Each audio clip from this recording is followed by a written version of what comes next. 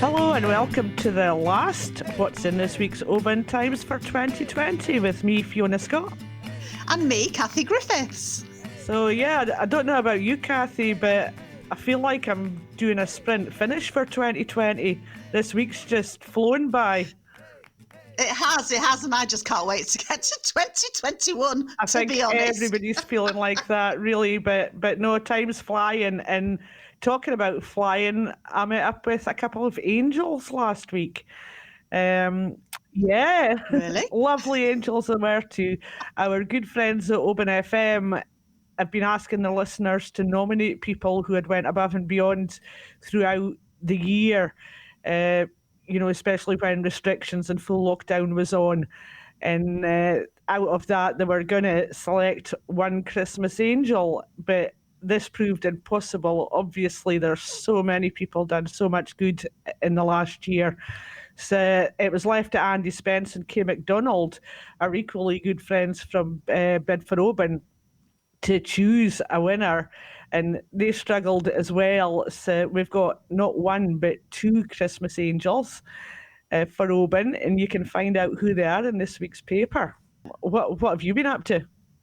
Well, I think we'll continue the theme of angels because I didn't meet because we spoke over the phone, but after a few phone conversations, actually felt as though I know him.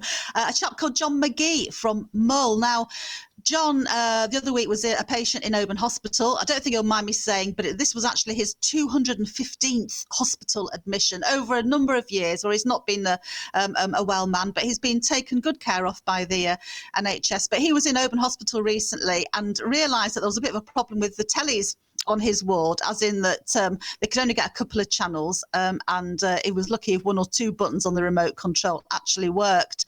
So he set up an appeal, and at the moment he's got a few tellies that have been bought by fundraisers thanks to his appeal, and I think by the time he's finished there'll probably be about 7 new tellies at Oban Hospital. And he's also organised for a load of toiletries to be handed out to patients. And he says because of his own experience of actually being on the wards, he sort of sees things and knows things and knows what people need and want. And he says, a happier patient is going to get better a lot quicker than one who's feeling a bit miserable. So big shout out to John.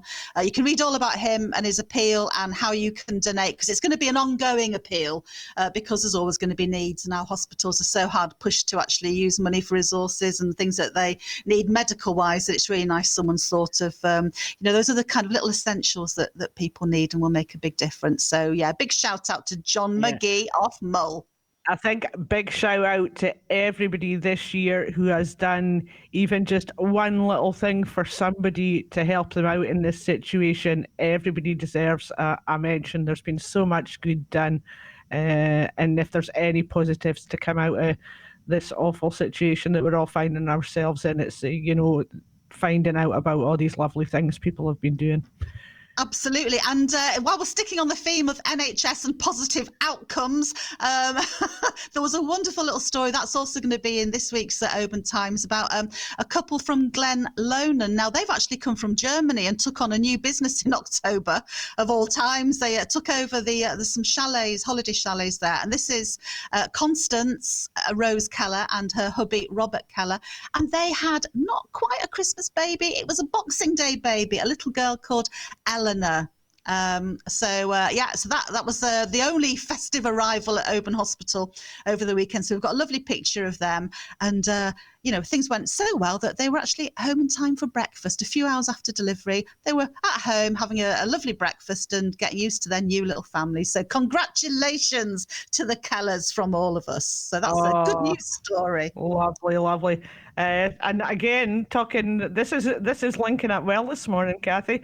Talking about new arrivals, I've been doing a story on a couple from Tiree who began adopting a woolly family, little lambs, when they moved up there in 2019. They started off by adopting 2, and now they're up to 13. They've got a whole little woolly family there. So we've got loads of absolutely beautiful pictures. Honestly, you want to see these, and you can read all about that and look at them in this week's Oban Times. So for the last time this year, To read all this week's stories, you can pick up a copy of the Oban Times from supermarkets, newsagents, and petrol stations. You can also subscribe online and get the page turning digital edition there too. Here at the Oban Times, we're always happy to hear from you, so stay in touch, tell us your stories, and share those photos. You can contact us by calling 01631 568 000 or by emailing editor@obantimes.co.uk. You can also message us on Facebook. So from now, a very, very happy new year to everybody when it comes. It's goodbye from me, Fiona Scott. And goodbye from me, Kathie Griffiths. Bye. Bye. Hey, hey.